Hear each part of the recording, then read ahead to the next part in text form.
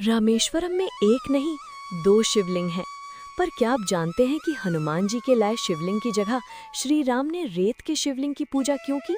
और क्यों महाबली की पूरी शक्ति भी एक मुट्ठी रेत के सामने कम पड़ गई? चलिए जानते हैं आज की इस अद्भुत कहानी में। रावण का अंत हो चुका था, लेकिन एक संकट अभी बाकी था।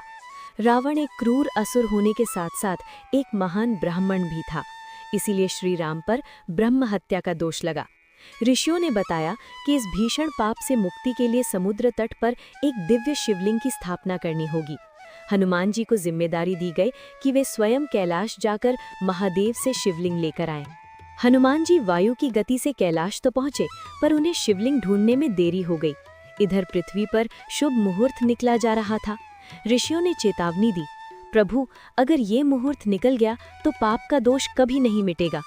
समय की कमी देखते हुए माता सीता ने अपनी भक्ति से समुद्र की रेत को मुट्ठी में भरा और एक अद्भुत शिवलिंग का निर्माण किया, जिसे नाम दिया गया रामनाथ। जैसे ही पूजा संपन्न हुई, हनुमान जी वहां पहुंचे।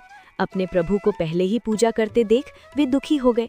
श्री राम ने मुस्कुराकर कहा, हनुमान, उदास न हो। तुम इस रेत के शिवलिंग को हटा दो तो मैं तुम्हारे लाए शिवलिंग को यहाँ स्थापित कर दूंगा। हनुमान जी को लगा रेत का ढेर हटाना कौन सी बड़ी बात है। उन्होंने अपनी पूंछ से शिवलिंग को लपेटा और पूरी शक्ति लगा दी। कहते हैं हनुमान जी के बल से धरती कांपने लगी, समुद्र में उफान आ गया, लेकिन वो रेत का शिवलिंग टस से मस नहीं हुआ। अंत में हनुमान जी थक कर गिर पड़े और उन्हें अपनी भूल का एहसास हुआ।